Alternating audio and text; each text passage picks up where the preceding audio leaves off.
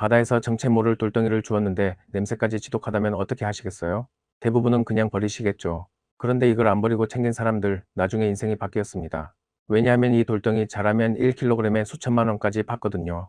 그것도 옛날 일이 아니라 지금 이 순간에도 전 세계 어딘가에서 실제로 벌어지고 있는 일입니다. 진짜 실제로 있었던 일들 4가지를 보여드리면요. 완전 대박입니다. 뒤로 갈수록 금액이 커지니 기대해보세요. 먼저 영국에서 8살짜리 소년이 아빠랑 해변을 산책하다가 600g짜리 덩어리를 주웠어요. 어른 주먹만 한 크기였는데 처음엔 그냥 신기한 돌 정도로만 여기고 집에 가져갔다가 뒤늦게 정체가 밝혀지면서 7,200만 원짜리라는 걸 알게 됐습니다.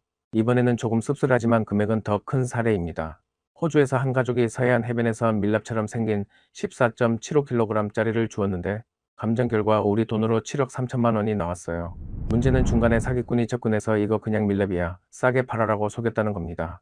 다행히 가족이 의심을 품고 정식감정기관에 맡긴 덕분에 제 값을 받을 수 있었다고 합니다. 이번엔 금액이 더욱 큰 사례. 태국의 한 어부인데요. 바다에 떠내려온 30kg짜리 덩어리를 발견했는데 처음엔 그냥 고래 사체 조각이나 쓰레기인 줄 알고 지나칠 뻔했대요. 그런데 예전에 방송에서 봤던 기억이 났고 혹시나 하는 마음에 감정을 의뢰했더니 진품으로 확인됐고 결과는 16억 원이었습니다. 이번에는 진짜 큽니다. 태국의 한 노인이 해변을 걷다가 무려 100kg짜리 초대형 덩어리를 발견했는데요. 냄새 때문에 처음엔 얼굴을 찌푸리며 그냥 지나갔다가 크기가 워낙 특이해서 다시 돌아가 살펴봤다고 합니다. 현지 업자한테 1kg당 수천만 원을 제한받으면서 전체 가치가 35억 원까지 뛰었습니다. 4가지 경우 모두 공통점이 있습니다. 발견한 사람 모두 처음엔 그냥 이상한 냄새 나는 쓰레기인 줄 알았다는 거예요. 그런데 이게 진짜 용현양인지 아니면 그냥 비슷하게 생긴 쓰레기인지 어떻게 구별할까요? 전문가들이 흔히 쓰는 방법이 몇 가지 있는데요. 먼저 불에 살짝 지져보는 겁니다. 진짜 용현양은 초농처럼 스르르 녹으면서 특유의 향이 나고 그 흐름이 거의 남지 않아요. 반대로 흔히 착각하는 고무 조각이나 파라핀 왁스 덩어리는 검게 그을리고 냄새도 확연히 달라요. 또 하나는 바닷물에 띄워보는 겁니다. 진짜 용현양은 밀도가 낮아서 짠물 위에 둥둥 뜨는데 비슷하게 생긴 돌이나 타르 덩어리는 대부분 가라앉거든요. 다만 중요한 주의사항이 있습니다. 이 방법들은 대략적인 가능성을 보는 수준이지 확정하는 방법이 아닙니다. 특히 불에 지지는 걸 초보자가 함부로 하면 자칫 진품을 망가뜨릴 수도 있어요. 실제 발견 사례 대부분이 이런 간단한 자가 테스트를 먼저 거친 다음 전문 감정기관에 정식으로 의뢰하는 순서를 밟습니다. 절대 혼자 크게 태우거나 자르지 마세요. 그럼 이 정체가 대체 뭐길래 이렇게 비쌀까요? 정답은 향유고래의 몸속에서 나온 소화 부산물 이름하여 용현향입니다. 쉽게 말하면 고래가 제대로 소화하지 못한 딱딱한 찌꺼기를 담즙과 함께 뭉쳐서 토해낸 덩어리예요. 그런데 이게 주로 수컷 향유고래한테서만 나옵니다. 번식기의 암컷을 차지하려고 다른 수컷들이랑 몸싸움을 벌이는 과정에서 소화력이 떨어지고 그 결과로 생긴다는 게 지금까지의 설명이에요. 막 배출됐을 때는 향은커녕 썩은 내가 진동합니다. 그래서 처음 발견한 사람들이 그냥 버리고 지나칠 뻔했던 거고요. 이게 바다에 몇 년씩 떠다니면서 햇빛에 산화되고 파도에 씻기는 과정을 거쳐야 안에 있는 엠브레인이라는 성분이 서서히 변하면서 비로소 은은한 향으로 바뀝니다. 우리가 아는 그 고급스러운 향은 사실 자연이 몇 년에 걸쳐 숙성시켜준 결과물인 셈이죠. 여기서 헷갈리기 쉬운 게 하나 있는데요.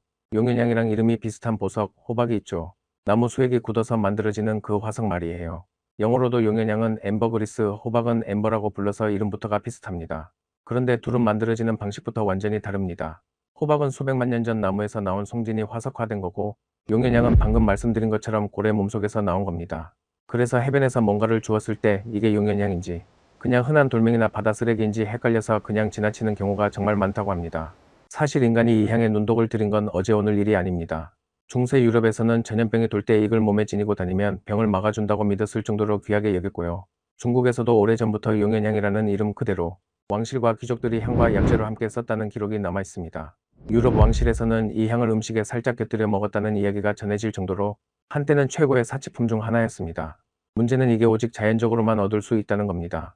향유고래를 사냥해서 억지로 뽑아낼 수도 없고 양식도 안 되고 바다에 떠다니다가 우연히 해변까지 밀려와야만 사람 손에 들어옵니다. 그러니 수백 년 동안 가격이 떨어질 이유가 없었던 거죠. 그럼 이런 행운 아무 데서나 기대할 수 있을까요?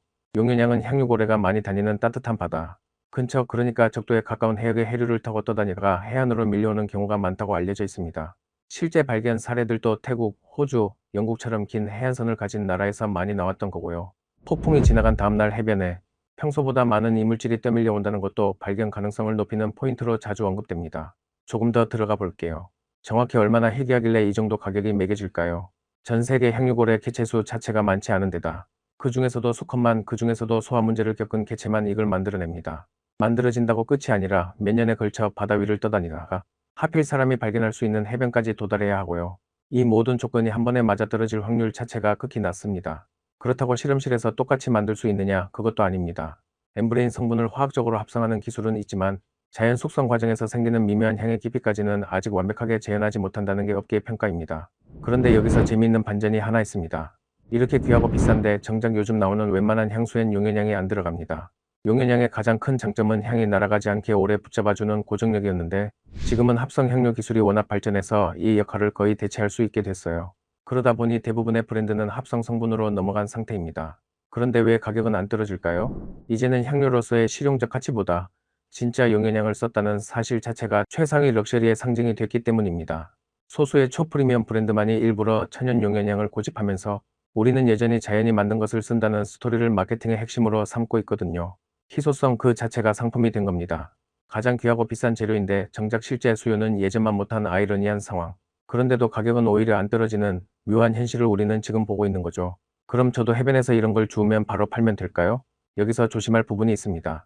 국제적으로는 자연적으로 배출돼서 해변까지 떠밀려온 용연량은 멸종위기종 국제거래 협약인 CITES의 규제 대상에서 빠져 있습니다. 고래를 직접 잡거나 가공한 게 아니라 이미 자연적으로 나온 걸 주운 것뿐이니까요. 하지만 우리나라는 조금 다릅니다. 야생생물 보호 및 관리에 관한 법률에서는 국제 멸종위기종과 그 가공품의 포획, 소유, 양도 같은 걸 규제하고 있고 적법하게 얻었다는 걸 증명할 서류까지 요구하는 규정이 있어요. 문제는 해변에서 자연적으로 주운 용연량이 이 법에 정확히 어떻게 적용되는지가 아직 명확하게 정리되어 있지 않다는 겁니다.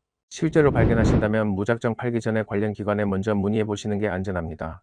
참고로 아직까지 국내 해변에서 정식으로 확인된 용연량 발견이나 거래 사례는 없습니다. 향유고래 자체가 우리 바다에 잘 오지 않기 때문이에요. 그렇다고 아예 가능성이 없는 건 아니니 혹시 이상한 냄새나는 밀랍 같은 덩어리를 보신다면 그냥 지나치지는 마세요. 정리하면 이 냄새나는 돌덩이 하나가 억대의 가치를 갖게 된 건 고래의 우연한 소화불량과 그걸 향으로 바꿔낸 자연의 시간, 그리고 그 희소함에 열광한 인간의 욕망이 합쳐진 결과였던 겁니다. 여러분이라면 해변에서 이상한 냄새나는 덩어리를 발견했을 때 주우시겠어요? 그냥 지나치시겠어요? 댓글로 알려주세요.